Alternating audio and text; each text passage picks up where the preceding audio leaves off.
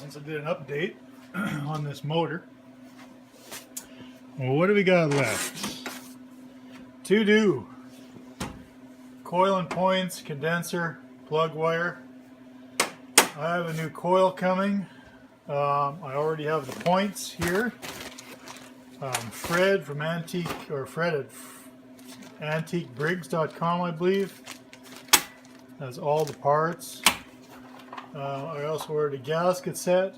The gasket set was very cheap, so I thought instead of cutting the gaskets, you know what, let's get that. So, you see that?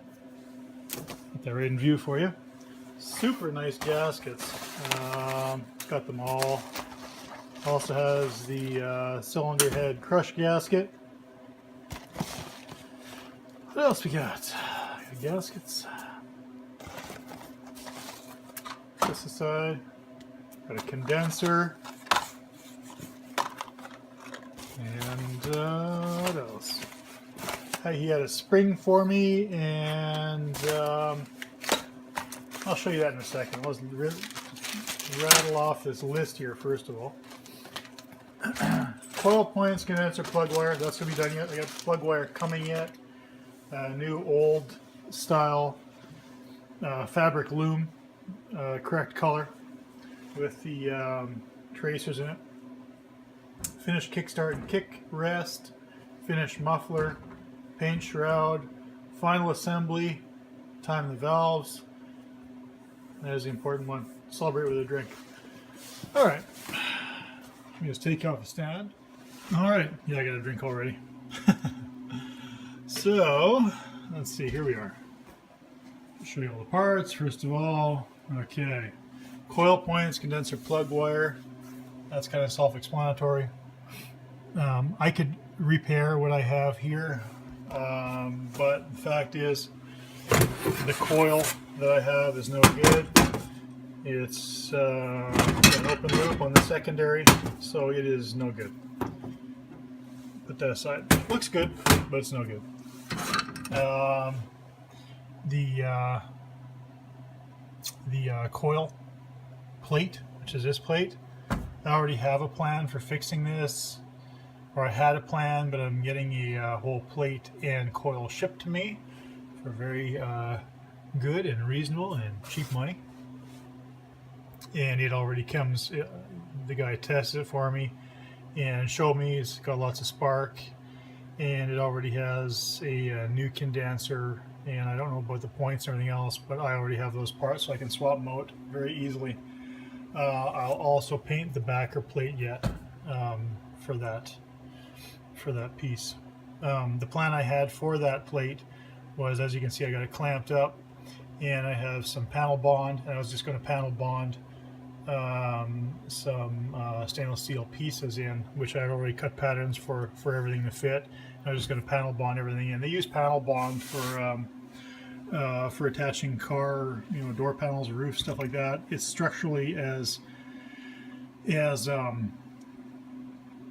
firm or as stiff, strong as welding. As a matter of fact, a lot of stuff is panel bonded now. It's not welded at all. So on your new cars, you'll find very few welds and lots of panel bond. It's a good drink. Whew. Kicker spring, it's already in there. I got a brand new kicker spring, clock style spring. It's in that piece. I reused the old chain, refurbished it, got all the rust off, freed all the links, and it's no need to buy a new chain if the original works just as good. So that is done. The oil pan is also done now. Finished that off not too long ago. Well, not today, but a few days ago. Skinned it with epoxy. Plugged it, soldered it, and plugged all the large holes first. Skinned with epoxy, and that's going to hold up. That should be no problem. I let oil sit in there, and I also let gas sit in there for a couple weeks, and I didn't get one single leak or seep, so that's good to go. So that's ready. Finished.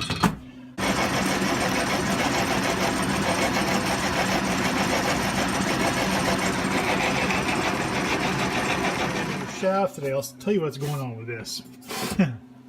This kind of gave me some fits, but in the end I came up with a reasonable workaround. The kicker.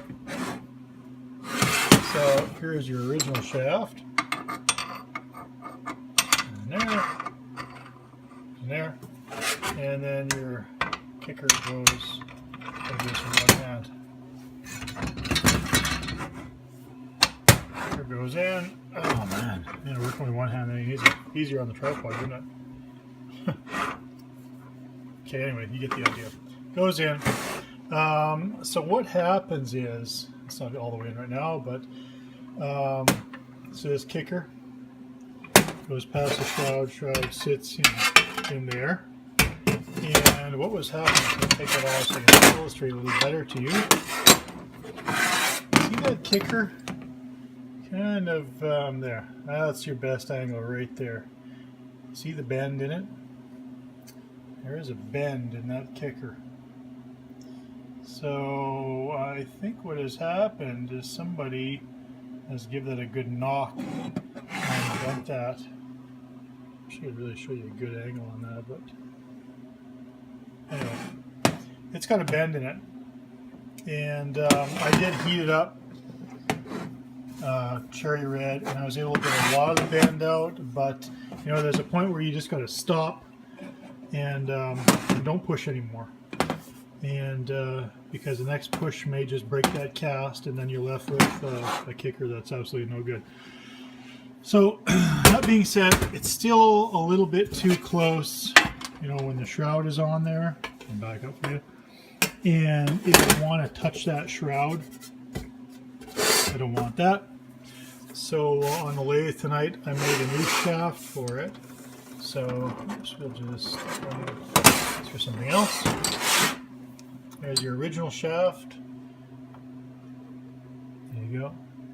I get a lot of chatter on my lathe. I don't know. Well, you guys have lathes as well, but I seem to get a lot of chatter on mine. I'm not too sure why. I can't get a really super smooth finish unless I emery it and sand it down. But anyway, so this one I made about a ½ inch longer. So what I'm going to do is I'm going to have the kicker set out a little bit and just shimmed out. Maybe I'll cut a shim, or I'm not too sure what I'm going to do. Or I can just washer it, just set it out. Otherwise it sits flush to the base. I set it out some so I get a little more distance away from the shroud, and that was the reason for the extra ½ inch. So I've already cut the whole shaft. I've already cut the slot for the spring, and I just need to drill it like the old ones. The old one's got a slot and it's drilled out. So that shaft is basically done. This is here's a funny story. So I had already painted this shroud in actually a color that I really like, hammered black finish, hammer tone black finish. And I got looking at this, and I thought, you know what, something is just really missing there, and there is something missing. Something is actually, this little piece was actually sitting on there before. This little piece of metal. I thought, what in the heck is this thing for? What is it all about? Well, most of it's missing. Cut it off. Most of it is missing, and what it is a catch. See that little hook? That little hook hooks in, and it holds the kicker plate down against that stop. So it's supposed to be a sprung steel hook that's attached to here. So I started making one. Stainless is about the only thing that would allow any spring whatsoever without having spring steel, but it's just too heavy. I was looking through a box of stuff, and I came across this little like a broom holder kind of a thing, and it's sprung steel and it's nice and thin, so I can probably bend that up. I'll cut the one side off, and I can have that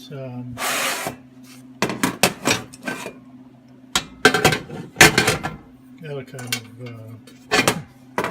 I'm going to show you this.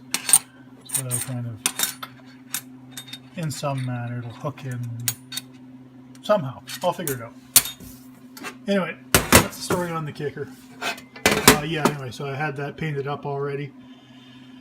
And yeah, I nicked it. Of course, I nicked the paint when I was taking that little scrap of metal off. So instead of putting up with a big nick and filling with more paint, I just took all the paint back off, and I'll just repaint it. No big deal. Okay, that's that. What else? I made didn't have a bracket for the top of the shroud. Made a bracket for the top of the shroud. Also got new head bolts from the same guy, Fred, at Antique Briggs. He makes some really beautiful kind of button top or dome head bolts. Super nice stuff. Brand new, and they were a couple bucks for all four. Like I say, brand new crush gasket, everything else. I'm not going to take the head off, but I'll just tell you that I did lap. I didn't grind. I did lap though. Lap the exhaust, lap the intake. The exhaust I took right out. Took the spring off. Two little keepers which are up top there. Took those out. Basically removed the whole valve. And it took a lot of lapping with lapping compound. Unfortunately, I don't have a valve grinder here or a valve seat cutter, so a lot of lapping did get it done.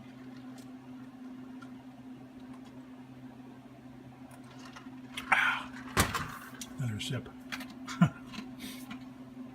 So those are ready and they're sealing up nice. The intake, because the way the intake is made, I ended up lapping the intake with it mounted. You see they have it, the intake valve comes up through this washer and then it's peened over on top.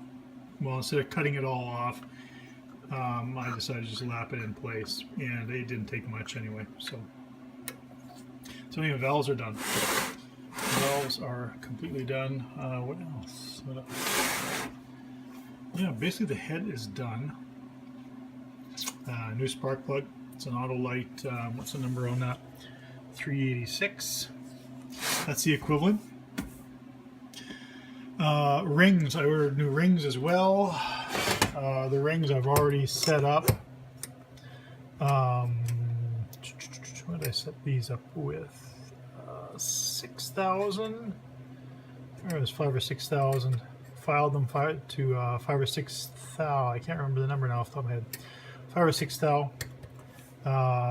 in the bore, 4-inch bore. So anyway, ended up with 5,000 clearance once they're in the bore, which you know, at the bottom of the bore of the cylinder. The oil ring, I filed that one to 8 or 9, can't remember. I'm gonna say 9,000, and I believe the tightest tolerance is 8, and I filed to 9. So the oil ring is filed to 9,000 clearance on the ring ends. So everything should be nice and tight inside that cylinder.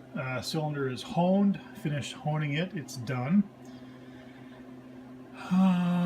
What else? My gosh, what else? Virtually everything is done. You know, it's just a lot of little finish work pieces. Oh yeah, I was telling you, new spring. So new governor return spring, throttle shaft. Leave it right down, but I have to make the governor linkage piece.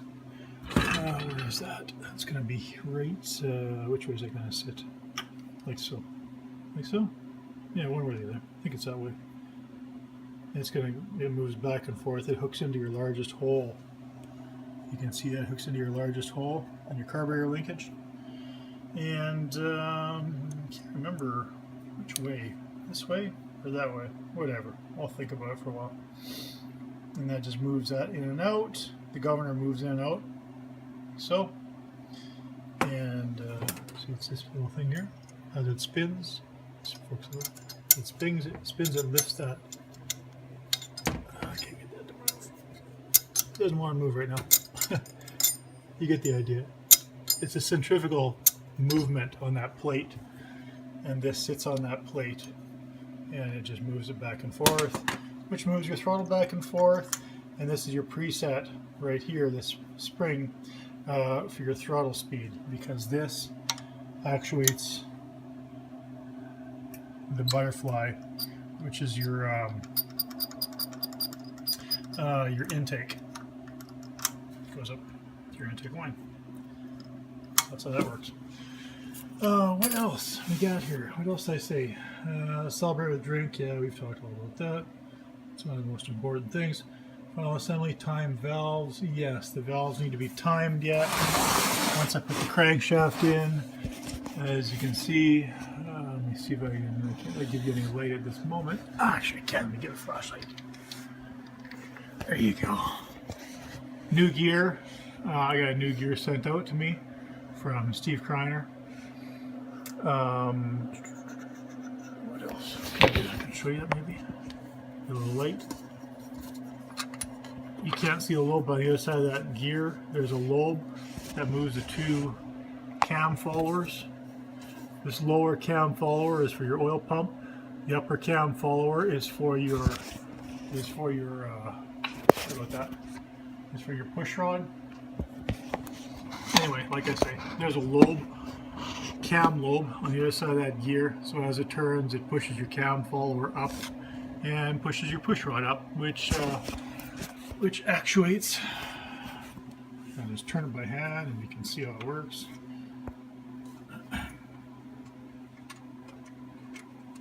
There you go. See?